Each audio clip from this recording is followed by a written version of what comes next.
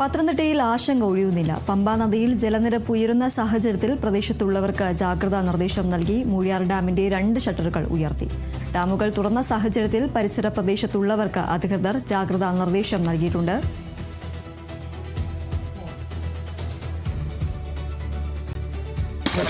രണ്ടാമത് കൂടുന്നുണ്ട്. ഏകദേശം ഒരടിയോളം ഇറങ്ങിയില്ലായിരുന്നു, പക്ഷേ ഒരടിയോളം കുറഞ്ഞിട്ടുണ്ടായിരുന്നു. അതിപ്പം വീണ്ടും കൂടി. മൂഴിയാർ ഡാം തുറന്നാൽ 3 അടിയോളം വെള്ളം വീണ്ടും കയറും. ആറ്റിൽ നോക്കുകയാണെങ്കിൽ 10-12 അടിക്ക് മുകളിൽ വെള്ളം കിടക്കും. മെയിൻ റോഡിൽ 3 അടിയോളം വെള്ളമുണ്ടല്ലേ. മൂഴിയാർ ഡാം തുറക്കുകയാണെങ്കിൽ അത് 6-6:30 വരുമെന്നാണ് പറയുന്നത്. പ്രസാദ് MG ചേരുന്ന വിവരങ്ങളുമായി. പ്രസാദ്, ഏതായാലും ഈ ഡാമടക്കം തുറന്ന ഒരു സാഹചര്യത്തിൽ വിവിധ പ്രദേശങ്ങളിൽ വെള്ളം കയറുന്ന ഒരു സാഹചര്യമുണ്ട്. നമുക്ക് ദൃശ്യങ്ങളിൽ നിന്ന് വ്യക്തമാണ്.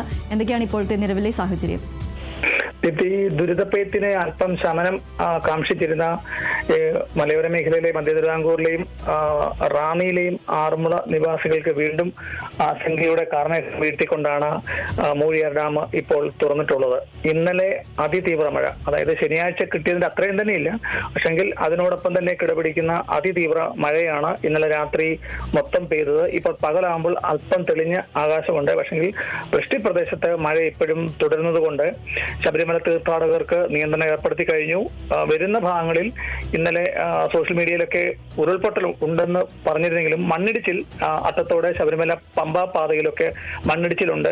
അത് ഉടൻ തന്നെ ഫയർഫോഴ്സും അടിയന്തര ബന്ധപ്പെട്ട വകുപ്പുകളൊക്കെ ചേർന്ന് റോഡിൽ വീണ് കിടക്കുന്ന മണ്ണ് നീക്കം ചെയ്ത് മരമൊക്കെ വെട്ടിമാറ്റി ഗതാഗതം ഭാഗികമായി പുനഃസ്ഥാപിച്ചിട്ടുണ്ട്.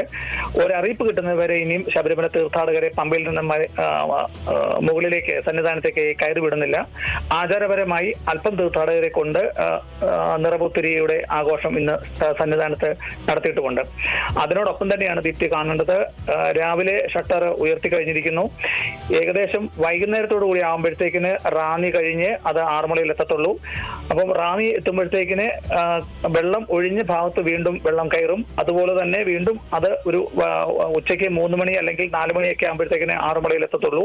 കഴിഞ്ഞ 2 ദിവസം ആറന്മുളയിൽ പ്രളയ സമാനമായ രീതിയിൽ എവിടെയൊക്കെ വെള്ളം കയറാമോ ആ മേഖലകളെല്ലാം ഒറ്റപ്പെട്ടിരിക്കുകയാണ്. 2 മന്ത്രിമാർ, അതായത് റവന്യൂ വകുപ്പ് മന്ത്രി ഇന്ന് രാവിലെ തന്നെ ആറന്മുളയും റാന്നിയും സന്ദർശിച്ച ശേഷം മാധ്യമങ്ങളിൽ കാണുന്ന ദൃശ്യങ്ങളൊക്കെ നമുക്ക് ലഭ്യമാണ്. എന്ത് സാഹചര്യങ്ങളെ അടിയന്തരമായി നേരിടാൻ എല്ലാം സജ്ജമാണെന്ന് പറഞ്ഞു. ജില്ലയുടെ ചുമതലയുള്ള PC വിശ്വനാഥ് മന്ത്രിയോടൊപ്പമുണ്ട്. ആറന്മുള MLA യും റാന്നി MLA യും ഈ 2 മന്ത്രിമാരോടൊപ്പം അനുഗമിക്കുന്നുണ്ട്. അടിയന്തരമായി ഏതൊക്കെ മേഖലകളിലാണ് അടിയന്തര സാഹചര്യത്തിൽ ധനസഹായം എത്തിക്കേണ്ടത്? വാർഡ് മെമ്പർമാർക്ക് 25,000 രൂപ വരെ അടിയന്തരമായി വില്ലേജ് ഓഫീസർമാർക്ക് സഹായം കൊടുത്തിട്ടുണ്ട്. അവർ ക്ലീനിങ്, ഭക്ഷണ പദാർത്ഥങ്ങളൊക്കെ വാങ്ങിക്കാനുള്ള ക്രമീകരണങ്ങളൊക്കെയാണ് അടിയന്തരമായി ചെയ്യുന്നുള്ളത്.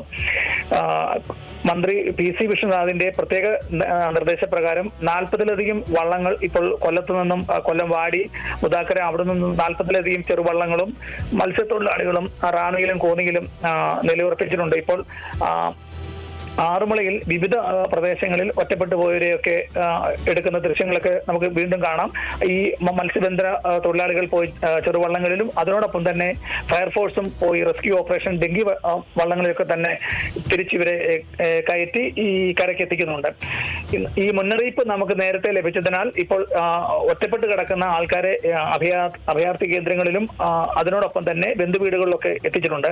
ഇപ്പോൾ 5000-ലധികം ജില്ലയിലെ 5000-ലധികം അഭയാർത്ഥികൾ ജില്ലയിൽ പലയിടത്തായി താമസിക്കുന്നുണ്ട്. ഏറ്റവും കൂടുതൽ ആൾക്കാർ താമസിക്കുന്ന ഇപ്പോൾ തിരുവല്ലയിലാണ്.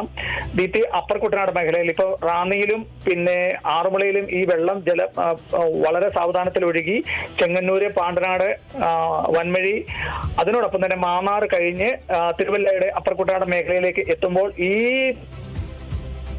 പ്രദേശങ്ങളെല്ലാം വെള്ളപ്പൊക്കത്തിന് സമാനമായ രീതിയിൽ ഉണ്ടാകുന്ന ഒരു അനുഭവം ഉണ്ടായിട്ടുണ്ട്.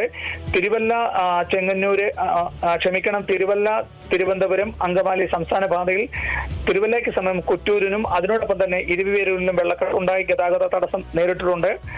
ദിവസം തിരുവഞ്ചേരി സംസ്ഥാന പാതയും തിരുവല്ല ചെങ്ങന്നൂർ സംസ്ഥാന പാതയിലും വെള്ളം ഇപ്പോഴും ഇറങ്ങിയിട്ടില്ല.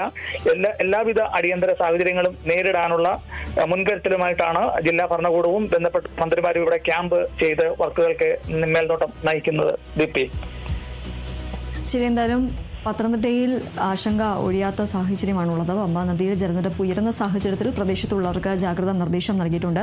മൂഴിയാർ ഡാമിന്റെ 2 ഷട്ടറുകൾ ഉയർത്തി. അതുകൊണ്ട് തന്നെ പരിസര പ്രദേശത്തുള്ളവർക്ക് അധികൃതർ ജാഗ്രതാ നിർദ്ദേശവും നൽകിയിട്ടുണ്ട്. പ്രസാദ് MG ആണ് വിവരങ്ങൾ നൽകിയത്.